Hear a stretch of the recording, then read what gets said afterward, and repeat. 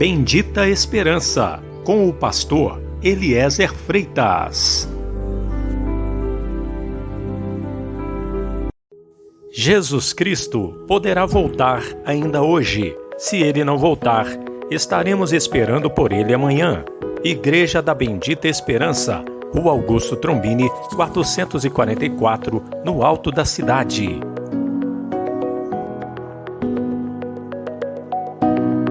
Mas o que profetiza, fala aos homens, edificando, exortando e consolando. E logo que chegamos a Jerusalém, os irmãos nos receberam de muito boa vontade. E aconteceu que, tornando eu para Jerusalém, quando orava no templo, fui arrebatado para fora de mim. E na noite seguinte, apresentando-se-lhe o Senhor, disse: Paulo, tem bom ânimo, porque como de mim testificaste em Jerusalém, assim importa que testifiques também em Roma. E como se determinou que havíamos de navegar para a Itália, entregaram Paulo e alguns outros presos a um centurião, por nome Júlio, da corte Augusta. Mas agora vos admoesto, a que tenhais bom ânimo, porque não se perderá a vida de nenhum de vós, mas somente o navio, porque esta mesma noite o anjo de Deus, de quem eu sou e a quem eu sirvo, esteve comigo, dizendo: Paulo, não temas, importa que sejas apresentado a César, e eis que Deus te deu todos quantos navegam contigo. Portanto, ó senhores, tende bom ânimo, porque creio em Deus, que há de acontecer assim como a mim me foi dito. Portanto, exorto-vos a que comais alguma coisa, pois é para a vossa saúde, porque nem um cabelo cairá da cabeça de qualquer de vós. Às vezes, não entendemos o porquê dos acontecimentos que nos sobrevêm, mas compreendemos que nosso Senhor Jesus Cristo é todo-poderoso e tem o controle de tudo. Deus tem agido para que o Evangelho seja pregado e deseja que todos sejam salvos. É exatamente aí que entra o seu cuidado, proteção e seus planos para cada um de nós. Mesmo que venha tempestades violentas, mesmo que nos cerquem perigos, o que importa é fazer o que é importante para o nosso Rei Jesus. De 18 de setembro de 2022 a 5 de janeiro de 2023, estaremos em uma corrente onde nos aquietaremos, confiando no Senhor, e oraremos para que todos que creem recebam o Espírito Santo. Corrente de Jerusalém a Roma, em um navio. Todo dia, 7 da noite, na Igreja da Bendita Esperança.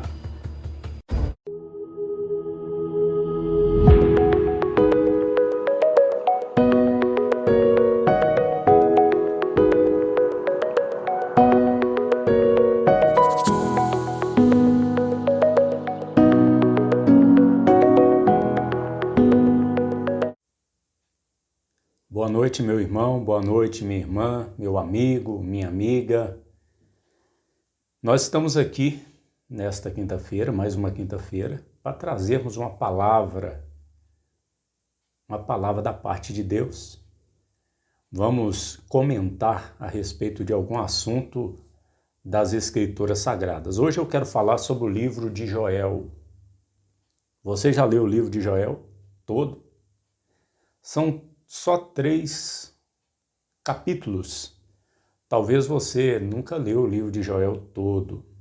Leia o livro de Joel, tá bom?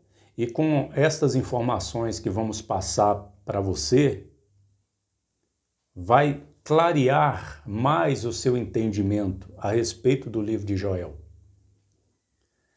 Talvez você nunca tenha lido o livro de Joel, mas já ouviu alguma pregação de algum trecho deste livro, deste profeta, deste homem de Deus do passado. O livro de Joel está aqui no Velho Testamento e eu começo dizendo para você que o livro de Joel ele é totalmente apocalíptico. Tudo que você vê aqui no livro de Joel você vai encontrar no livro do Apocalipse. Por exemplo, o capítulo 1, ele é um tratado a respeito da fome. Ele é uma profecia a respeito da fome que vai vir a esse mundo depois que Jesus arrebatar a igreja aqui, na grande tribulação. Ou seja, nós vemos o cavaleiro do cavalo preto, nós vemos a fome, nós vemos o terceiro selo aqui no capítulo 1 de Joel. No capítulo 2, nós vemos a quinta trombeta. Se você ler o capítulo 2 de Joel, do versículo 1 ao 12, e ler Apocalipse 9, do 1 ao 12, você vai ver que se trata do mesmo acontecimento. Joel, ele profetizou a respeito dos 5 meses em que os gafanhotos do abismo virão para este mundo para atormentar as pessoas. É exatamente neste período de 5 meses que vai acontecer no grande e terrível dia do Senhor, que os homens vão buscar a morte, vão ter desejo de morrer e a morte vai fugir deles. Então, leia para você ver, compare. Leia Joel capítulo 2, do versículo 1 ao 12, depois leia Apocalipse 9, do 1 ao 12. E você vai ver que está falando do mesmo evento que vai acontecer. O dia do Senhor, ele ainda não veio. Para o dia do Senhor vir, e dia do Senhor nós temos falado, ensinado, que é um período de tempo, não é um dia de 24 horas. Por exemplo, a quinta trombeta, ela será tocada e vai haver 5 meses de tormento aqui nessa terra. Esses 5 meses fazem parte do dia do Senhor. Então o dia do Senhor é um tempo que há de vir sobre essa terra, para trazer dores sobre o povo de Israel e para trazer a ira contra aqueles que se mantêm rebeldes ao Evangelho. Então, se você ler aqui, você vai ver que está falando do mesmo evento. Por exemplo, nós podemos ver falando do milênio aqui no livro de Joel, e lá no Apocalipse fala do milênio. Aqui fala do julgamento das nações. Esse julgamento das nações nós podemos ver lá em Mateus 25. Jesus fala do julgamento das nações. E Apocalipse, lá no capítulo 20, também fala desse julgamento das nações. Por exemplo, aqui fala que os gentios, os exércitos do mundo, eles vão se congregar contra o Senhor. Aqui está dito. E lá em Apocalipse, no capítulo 19, nós vemos a besta congregada para pelejar contra o Senhor, lá em Apocalipse 19. Nós vimos aqui também. Lá em Apocalipse nós vemos a ceifa e a vidima. A ceifa e a vidima. Aqui também, em Joel, nós vimos também, aqui no capítulo 3, no versículo 13, lançai a foice, porque já está madura a seara. Vinde, descei, porque o largar está cheio, e os vasos dos lagares transbordam, porque a sua malícia é grande. Multidões, multidões no vale da decisão, porque o dia do Senhor está perto no vale da decisão. Aí diz aqui, o sol e a lua se enegrecerão, e as estrelas retirarão o seu resplendor. O Senhor bramará de Sião e de Jerusalém. E por aí vai. Nesse versículo 16 mesmo diz, mas o Senhor será refúgio do seu povo e a fortaleza dos filhos de Israel. Filhos de Israel, povo. Ou seja, isso aqui equivale a Apocalipse 12, quando diz que o povo de Deus, representado pela mulher que há de dar à luz, ao filho que há de reger as nações com vara de ferro. Que mulher é essa? A nação de Israel. É porque Israel há de se converter ao Senhor Jesus. Eles hão de clamar e dizer: Hosana, o que vem em nome do Senhor. Bendito o que vem em nome do Senhor. Jesus vai vir para eles, e todo olho verá, e todas as tribos da terra se lamentarão sobre ele. Jesus ele vem no arrebatamento para levar a igreja, mas depois ele vem para Israel, porque igreja é um povo de Deus, mas Israel é outro povo de Deus. Hoje nós estamos no ano aceitável do Senhor, no tempo da graça, e todos aqueles entre judeus e gentios que creem no Evangelho, eles passam a fazer parte da igreja de nosso Senhor. Eles passam a fazer parte da igreja do nosso Senhor. Agora, vai chegar um momento que o ano aceitável do Senhor vai ter um fim. Então virá o dia do Senhor, o dia da vingança do nosso Deus. Não é isso que está escrito lá em Isaías?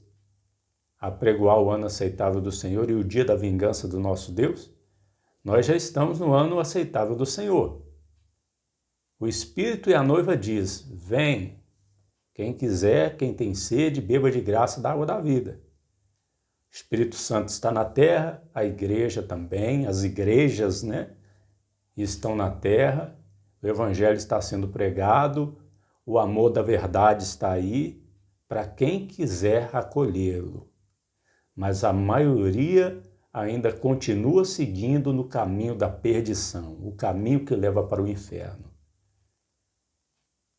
Mas aqueles que entraram pelo caminho estreito, que nasceram de novo, que creram no Evangelho e têm a vida eterna, a qualquer momento eles sumirão da terra. Pode ser ainda hoje. Pode ser antes de eu terminar essa palavra. E Jesus vai arrebatar a igreja. Então começa o grande e terrível dia do Senhor, como diz aqui em Joel capítulo 2. Tocai a trombeta em Sião e clamai em alta voz no meu santo monte. Tremam todos os moradores da terra, porque o dia do Senhor vem, já está perto. Dia de trevas e de escuridão, dia de nuvens e densas trevas. Como a alva espalhada sobre os montes, povo grande e poderoso, qual nunca houve desde o tempo antigo, nem depois dele haverá, pelos anos adiante, de geração em geração. Veja que está falando aqui de um povo que há de vir para a terra. E lá em Apocalipse descreve esse povo. Esse povo está lá no abismo, nunca veio para a terra, mas vai vir. E esse povo vai causar o primeiro ai. Serão 3 ais entre o arrebatamento da igreja, que vai acontecer a qualquer momento, e a segunda vinda do Senhor visivelmente. Vão ter 3 ais que estão descritos lá no Apocalipse. E o primeiro ai é esse. O tormento vai ser tão grande que lá em Apocalipse está dizendo que os homens serão atormentados com o tormento que é causado quando o escorpião fere o homem. Eles vão desejar morrer, mas não vão conseguir nem morrer, porque a morte fugirá deles. Está escrito lá em Apocalipse, capítulo 9, do versículo 1 ao 12.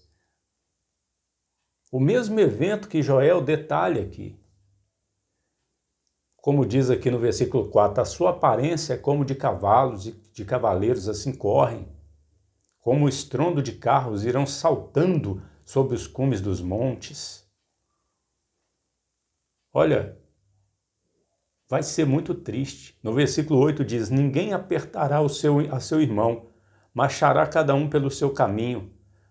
Por quê? Porque eles vão vir tão organizados que lá em Apocalipse diz que eles têm como rei a Abaddon, e em grego o nome dele é Apolion, o rei desses gafanhotos. Apolion. E em hebraico é Abaddon. Então eles têm até um comandante e vão vir organizadamente e nada vai poder detê-los. Quando diz aqui, cada um pelo seu caminho, sobre a mesma espada se arremessarão e não serão feridos. Ou seja, não vai ter arma para detê-los. Irão pela cidade, correrão pelos muros, subirão às casas, entrarão pelas janelas como ladrão. Olha que tristeza, hein? Vão entrar pelas janelas, vão entrar subir no muro. Não vai ter muro, não vai ter janela, não vai ter nada para deter essas criaturas que virão para a terra. E diz assim, diante dele, ou seja, desse povo que há de vir, tremerá a terra, abalar-se-ão os céus, o sol e a lua se enegrecerão e as estrelas retirarão o seu resplendor. E lá em Apocalipse 9, depois você leia tudo, viu? Compare. Eu estou apenas lendo alguns versículos só, mas depois você compare para ver se eu estou ensinando algo errado ou algo certo. Por exemplo, Apocalipse 9 diz aqui, abriu o poço do abismo e subiu fumaça do poço como a fumaça de uma grande fornalha. Com a fumaça do poço escureceu-se o sol e o ar, é o que diz lá em Joel. E da fumaça vieram gafanhotos. Lá em Joel não diz que esse povo vem saltando? A característica de gafanhotos, né? Só que esses gafanhotos não são aqueles animaizinhos pequenininhos que devoram as lavouras, não. São criaturas piores que estão lá no abismo. É um povo que nunca teve na terra. É outra espécie de gafanhoto. Aí diz aqui, e da fumaça vieram gafanhotos sobre a terra, e foi-lhes dado poder como o poder que tem os escorpiões da terra. Olha aí. Versículo 5. E foi-lhes permitido não que os matassem, mas que por 5 meses os atormentassem. E o seu tormento era semelhante ao tormento do escorpião, quando o fere o homem. E naqueles dias os homens buscarão a morte, e não a acharão, e desejarão morrer, e a morte fugirá deles. Olha que coisa. Tá vendo? Versículo 6, vou ler de novo. E naqueles dias os homens buscarão a morte, e não a acharão, e desejarão morrer, e a morte fugirá deles. E diz assim, e o parecer dos gafanhotos era semelhante ao dos cavalos, ao de cavalos aparelhados para a guerra, e sobre as suas cabeças haviam umas como coroas semelhantes ao ouro, e os seus rostos eram rostos de homens, como rostos de homens, e tinham cabelos como cabelos de mulheres, e os seus dentes eram como de leões, e tinham coraças como coraças de ferro, e o ruído das suas asas era como o ruído de carros, quando muitos cavalos correm ao combate.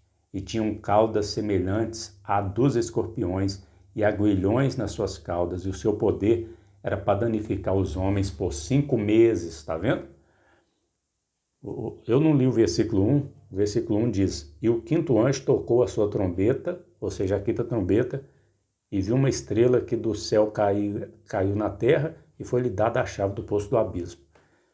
Aí o versículo 11 diz assim, e tinham sobre si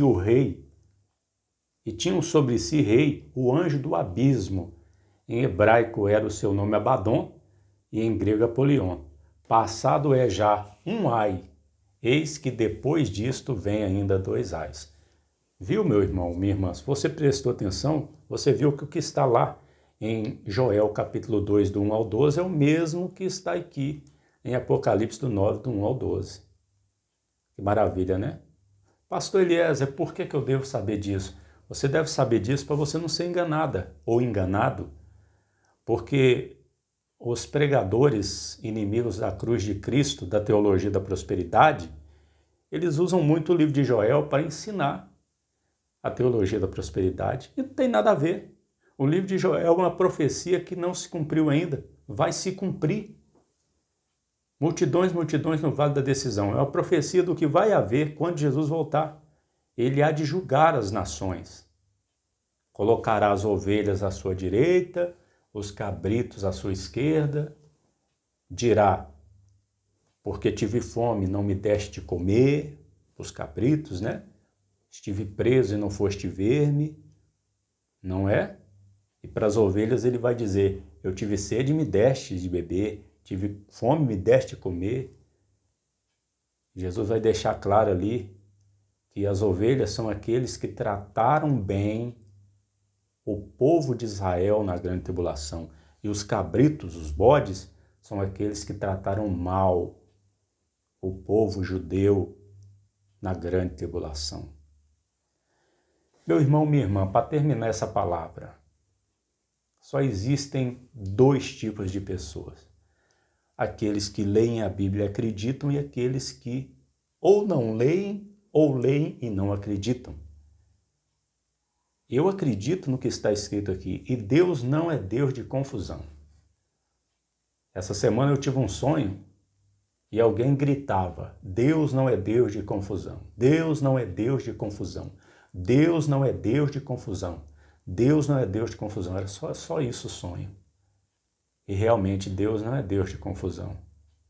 Deus não ia inspirar ou dar a sua palavra e preservar a sua palavra. Deus não iria preservar a sua palavra aqui. Deus não iria preservar a sua palavra para que as pessoas lessem e ficassem confusas. Deus não nos deu a Bíblia para a gente ler, para nós lermos e ficarmos confusos. Não. Quem crê não será confundido. Não está escrito isso? Aquele que crê não será confundido? Então, quem crê. Agora, quem não crê, não entende, alegoriza, espiritualiza o que não é para alegorizar nem espiritualizar, mas nós somos daqueles que cremos na palavra de Deus.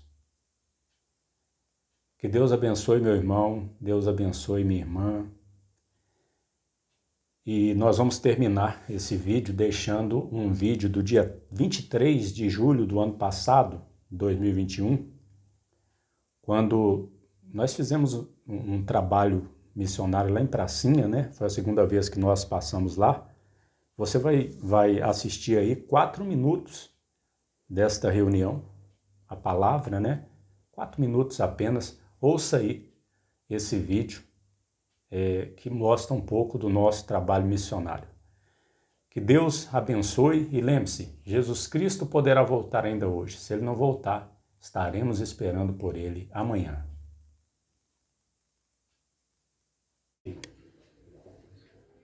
E disse aos seus discípulos: assentai-vos aqui enquanto eu oro. E tomando a Pedro, a Tiago e a João, começou a ter pavor e a angustiar-se. Veja que exatamente aqui começa o sofrimento de nosso Senhor e Salvador Jesus Cristo. Naquela noite, neste mesmo jardim do Getsêmani, porque nós lemos aí que eles foram para onde? Para um lugar chamado Getsêmani. Era um jardim que fica lá no pé do Monte das Oliveiras. Então eles foram, Jesus e seus discípulos, para o Getsêmani. E exatamente ali, logo quando ele chegou, já começou a angústia, o pavor, porque Jesus sabia que iria morrer na cruz. Na cruz de Calvário. Ele sabia que ele iria morrer na cruz. Agora imagina você no lugar do Senhor Jesus, sabendo que você vai morrer no outro dia, que você vai passar pela morte. Tem pessoas que só de pensar na morte a pessoa fica apavorada.